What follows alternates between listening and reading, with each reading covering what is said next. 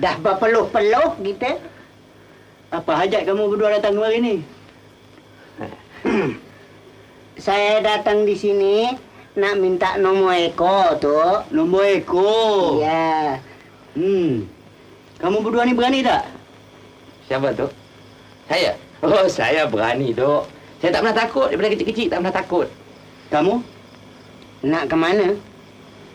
Di tepi sebuah perigi. Dekat satu kubur orang mati dibunuh. Orang mati dibunuh? Tak apa, jangan takut. Aku ada. Tak apa. Aku bukannya takut. Cuma aku tak berani aja. Siapa tu? Dia berani, Dok. Kalau kamu berdua berani, mari ikut aku. Pergi yang mana, Dok? Pergi di tepi kubur orang mati dibunuh. Nak pergi juga? Sekarang ni, Dok. Sekarang. Besok tak boleh? Besok dah lain nombor. Apa boleh buat? Nak kena pergi jugalah. Marilah pergi.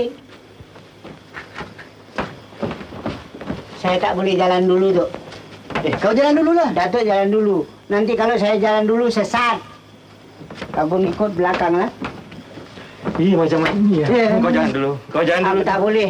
Aku nak ikut belakang.